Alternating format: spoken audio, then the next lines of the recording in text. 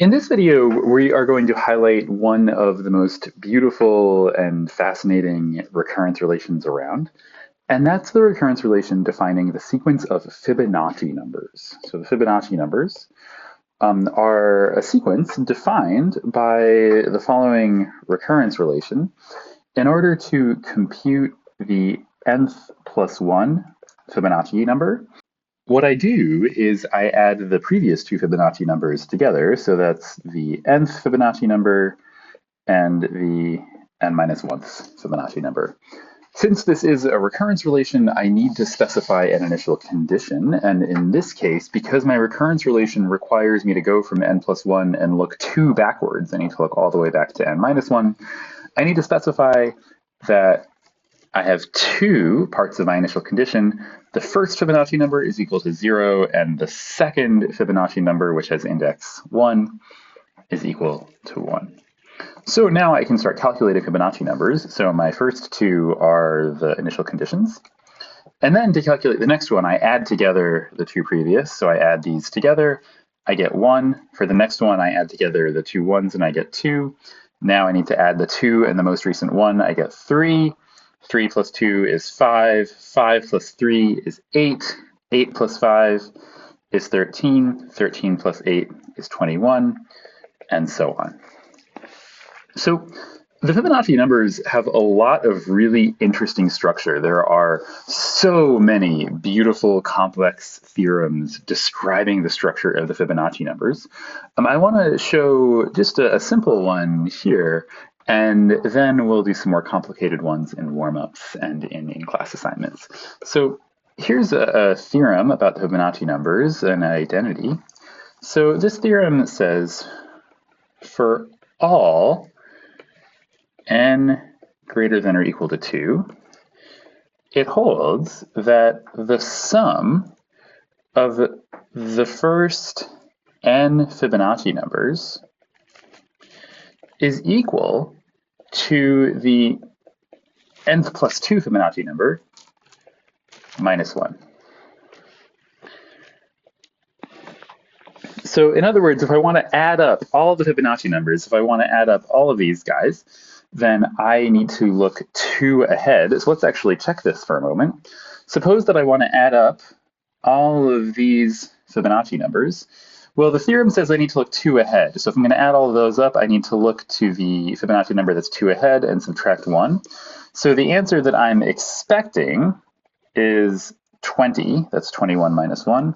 When I add up all these together, let's count together. So 1, 2, 4, 7, 12, 20. Indeed, I find that when I add up all those Fibonacci numbers, the result I get is the Fibonacci number that's 2 ahead minus 1. So how would we prove this? Well, it's a for all n kind of theorem, and it involves a sum, so this might be a place where we can use induction.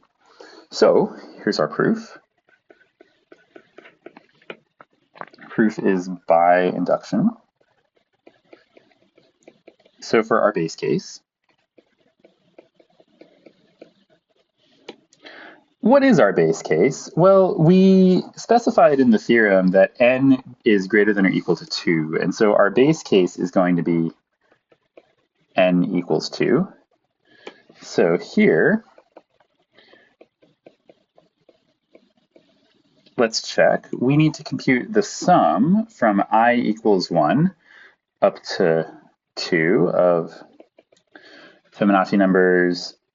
And if we say, what is that sum? Okay, that sum is f1 plus f2.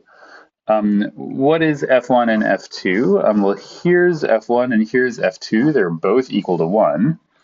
That's 1 plus 1. And then here's another way to write 1 plus 1. It's equal to 2. Another thing that's equal to 2 is 3 minus 1. And guess what? That's equal to f4 minus 1, because f4 over here is 3.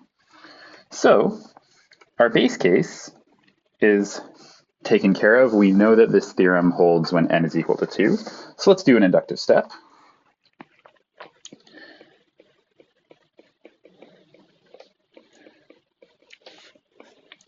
So for our inductive step, I'll find the base case as well.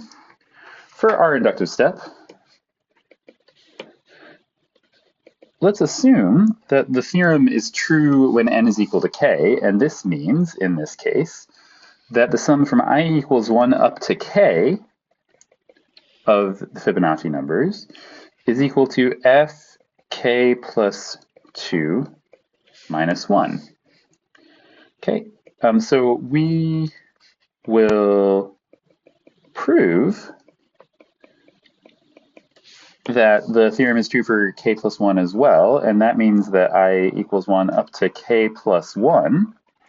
That sum is equal to f of k plus 1 plus 2, so in other words, plus 3 minus 1. So that's what we want to show. So let's go ahead and try it out. What I'm going to do is I'm going to start with this sum on the left-hand side, and I'm going to simplify it using sum rules and my inductive hypothesis. So I'll start over here.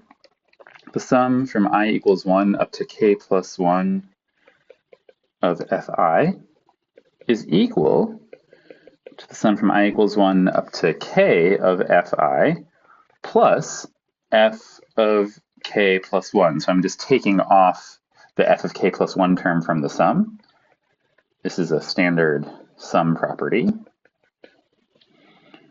Now, I observe I have a thing that is related to k, and that's a prime opportunity for me to use my inductive hypothesis. My inductive hypothesis tells me something about this sum with k terms. It says that I can replace that sum with f of k plus 2 minus 1 plus f of k plus 1. That's my inductive hypothesis. And now I can keep going. Guess what? I have a k plus 2 and a k plus 1 here. And the Fibonacci recurrence says if I add two consecutive Fibonacci numbers together, I'll get the next one. So if I add f of k plus 1 and f of k plus 2 together, I get f of k plus 3. I still have the minus 1.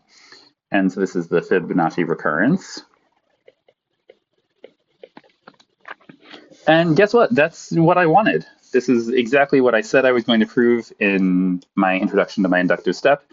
And so my proof by induction is complete. So using induction and the properties of the Fibonacci recurrence, I was able to prove a simple summation formula. If I want to add all these Fibonacci numbers together, I don't have to actually literally add them up. I can just look at the Fibonacci number 2 ahead and subtract 1, and I'll get the right answer. There are many, many more fascinating identities involving Fibonacci numbers, some that are proven with induction and the recurrence relations, others of which are proven with combinatorial reasoning. There's all kinds of cool properties of the Fibonacci numbers, and we'll explore some of them soon.